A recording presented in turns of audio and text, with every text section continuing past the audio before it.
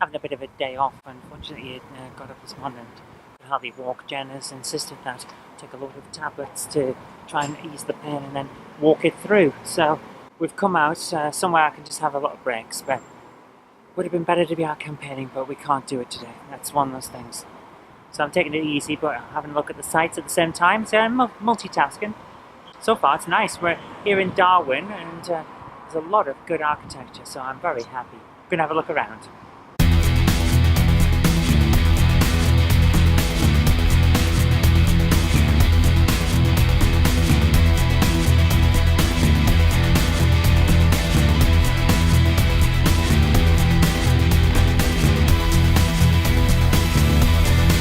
I think you're right, there has been something very interesting there. Well, you can see a very long time ago. Well, there's been something here more recently, probably a 60s style building as a market hall, and this is a temporary thing before they rebuild it, I guess. Don't know. I love stuff like that. The old styles and ways of doing things, just there. I think it's an oddity, but it looks really cool. I love it. It's been a good morning so far, I think. Wouldn't you say? Yeah, actually, we found 2 PS2 games that we didn't already have. Both 50p games, so pretty good going. Jen measures success in PS2. But the thing about collecting is that, for me, the most satisfaction is actually gained from the cheapest games. Wow. You know, when you found a dirt cheap game, that feels good. Because, you know, anybody can just go and spend £100 on a game. But to find one that you really need that's only 50p, that feels good. Sounds a bit of an odd way of putting it. The way I always see it is the expensive ones are the ones that people have valued, and they're reasonably freely available. You can, as like rule of laws, you can get one if you want. eBay's got them all the time, but some little B-list or Z-list game like Top Trumps, for example, just picked up a Top Trumps game. No one's valued them. They're reasonably hard to find these days, except for the Doctor Who one, which apparently every kid had. But they're reasonably hard to find, and that means that finding them is actually quite a triumph. So I'm very happy with that. But she's right, it's the issue of finding them, and when you do find them, it's quite a prize. Well, it's a bit like when I found you that retro at the time. It was out of stock at CES. Yeah, and it turned out it was really good. Yeah, it's a really good game. It did subsequently come back into CES. They had maybe 2-3 copies in the country, which is still quite low. But the fact that we found it out in the wild was quite satisfying. Yeah. We had the same thing with that And One Street Ball. Which was also a very interesting game. It was. It was out of stock in CEX, so we bought one, and then the following week there had 2 copies on the shelf in CEX in Bolton. That's just how it happens. That's how it works. Yeah. That's the collecting game for you.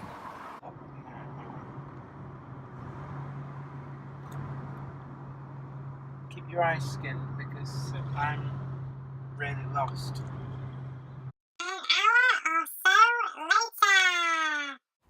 Alright, we're out now in Blackburn, and it's quite nice. We haven't seen much of it, which pretty much just got here.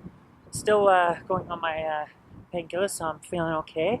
Jen's just treated me to a bit of lunch at Pizza Hut. We didn't film anything with that because that would just be weird. Good to go to the hut. So now we're going to have a look around. Then we're going to head home, where I'm going to talk to you about something I think is rather important.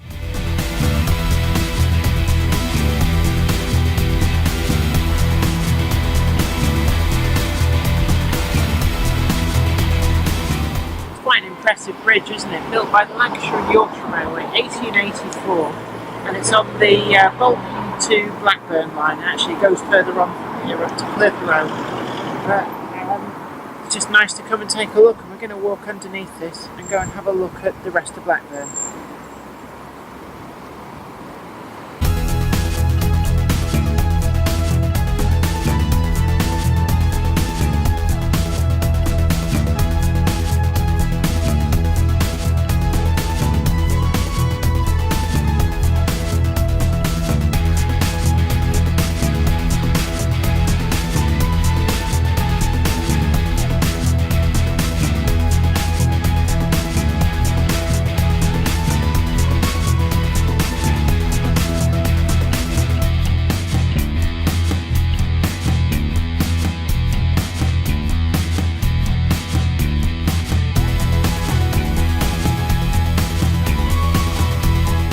What have you thought about today, babe? It's alright, yeah. Come on, welcome to it. Trouble with you, it's your faff law, the ever unready. I keep saying to you, I don't want to get stuck in chucking out traffic. So you're like, faff. Today was a bit of a bad idea. I wasn't very well this morning, called off a lot of stuff.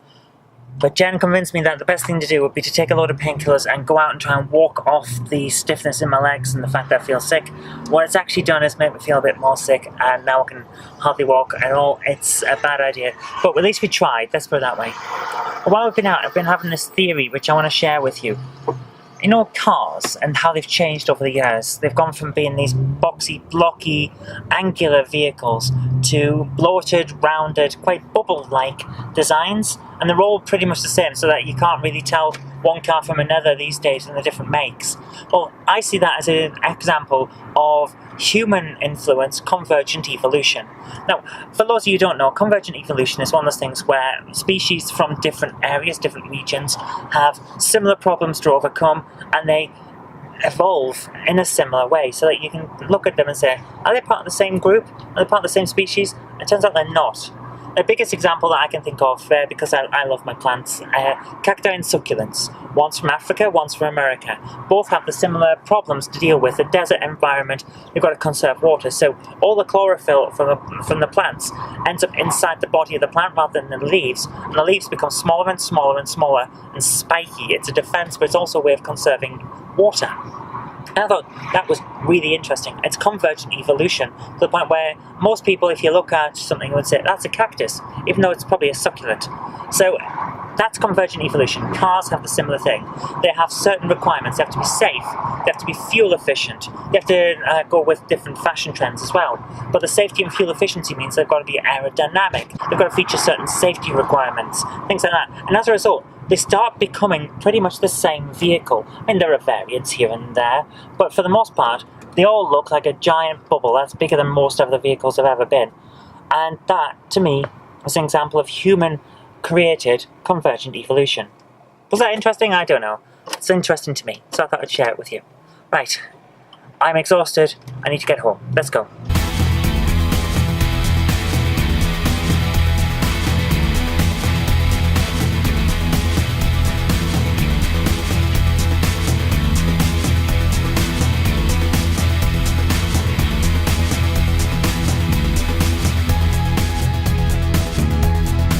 Oh my goodness, we're back home now, and I've got a major headache. I'm exhausted, but I also have something that I have to make a quick video on, because earlier on I tweeted to Professor Brian Cox about an idea that he had, and I didn't think it was a properly thought out thing, and him and a lot of his followers have been going at me all day. Mainly his followers. He tweeted an insult and then disappeared and just left them to dogpile on. But I think it's worth actually going through and countering some of the stuff he said, so we're going to do that now.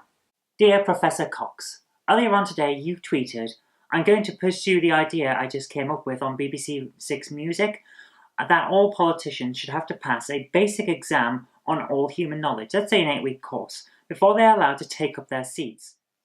Oh my goodness. Well, that's that sorted, guys, so I better edit this now, and then we can get on testing the games I just picked up. Oh, I'm exhausted. I really shouldn't have gone out. It's hurt a lot, so lesson learned. Let's have a look at what we picked up anyway. First things first, extra VMU for the Dreamcast. So go with the third controller that I picked up, so that'll be nice. I went to a few CXs today. We stopped off in Bolton first of all because Jen needed to pick something up, and I had to go to the town hall to basically apologise for not being able to get to a few things, so we popped into CX while I was waiting for Magical Tetris Challenge. Pretty decent cartridge. I'm looking forward to playing that. Basically, I'm going to sit here for the rest of the day and try and get my energy back. I need to be able to get out tomorrow as well. But also, Pool Masters, not one I knew about, but not the best condition damage there, but the manuals here in the game looks in reasonable condition, actually. Very good condition, because they cleaned it. What was that? You can tell I'm losing my words, because I'm having a really bad time at the moment. I feel like death warmed up. So I'm taking the rest of the day off, trying to pull myself back together. Then, a few more. Pilot Wing 64, really looking forward to giving that a try. Looks in pretty decent condition as well. Looking forward to giving it a try. Back on the PS2 front. Top trumps dogs and cats. Not dogs and cats? Dogs and dinosaurs. I didn't even know this existed. It's a weird idea, isn't it? What do kids really like? Well, obviously cute furry animals and horrific monsters from the dawn of time. So, yeah. But really good condition manual. Smells a little bit of smoke, and it must smell an awful lot because I don't have a very good sense of smell. It's disappeared many, many years ago because someone in chemistry class once went, "This stinks, have a smell," and held it under my nose, and it turned out it was acid. Had a bad nose ever since. Get a lot of nosebleeds too, it's very annoying. City Crisis, don't know much about this one, but I've seen it only once before and it was completely destroyed, so I didn't get it. So, very nice to finally have a copy that's got everything in the extra bump, good quality manual, everything. I'm very happy to add this to the collection. Don't know an awful lot about it. It's Take-Two Interactive, so it should be alright. I mean, they're reasonably okay, aren't they? Operation Air Assault. Don't know anything about this. Looks helicopter combat flight sim, maybe? I don't know. No manual, though. So hopefully it's reasonably straightforward. Then we have another one of those NFL Street, which turned out to be a decent American football game. I was very surprised. Good condition. Got the manual and everything, so looking forward to giving that a try. I enjoyed the first one. I was actually surprised I enjoyed the first one because I didn't expect to at all. I'm not a big American football fan, but it turned out the first one was alright. Impossible Mission, remember that? Yeah, it's got pen marks all over the back for some reason, but it's Impossible Mission from the Commodore and Amstrad on PS2. I'm really looking forward to giving this a try. No manual again, but hey, if you watched my best games of 1984, 1985, I'll link it in the description bar below. I made a video on Game Hour for New Year of the best games of like 30 years ago, and Impossible Mission was one of the contenders. Last but not least, Kiddies Party Pack. Another one of those weird Phoenix Games things. It's another one of those weird German cartoons with a load of mini games, and it's gonna suck, and it's got no manual, and it's just gonna suck. I know it is. I know it's gonna be terrible, but I had to have it because I need to finish the set. But that wasn't all, because while we were out, Jen really wanted to go out, you see, so she wanted to go and have a look around some charity shops, and she thought, get away from things for a little bit of like a mini bit of time off. And what I shouldn't have gone, I shouldn't have agreed, but we did. She was looking around for books and we found this. Play Platinum, 100% official Play publication. Don't know what this is, apart from Gran Turismo 3, Tekken Tag Tournament and Red Faction. Appears to be hints, tips and cheats. So, yeah. Yeah, it seems to be a tips book and guide. Interesting. Right. That's it. I've got to edit this thing to Brian Cox now, from what he said on Twitter this morning. I was right in what I said, and I know that, because everyone has been making personal attacks, which means they have no actual response for me. Right, let's get this done so I can go and have a rest. See you later. Oh, my goodness, guys. It was a really bad idea to go out today. Everything is hurting, my skin is tingling, I've definitely got a cold. The one that I thought was over, it's come back with a vengeance. Oh, I'm going to go to bed early. I hope that I'm going to be okay for tomorrow because I can't have 2 days off in a row. I haven't got the time. We need to get out there. But, oh, I do not feel good today. Right, I'm going to go. It's a bit of an odd one for the 400th vlog. 400 daily vlogs. That's, oh my goodness, it's amazing. It's hard to think we got here, but we did. Yes, we had some gaps here and there, but 400 daily vlogs. See you tomorrow. Also, remember to tune in tomorrow on the red button, Question Time Extra Time. See you then.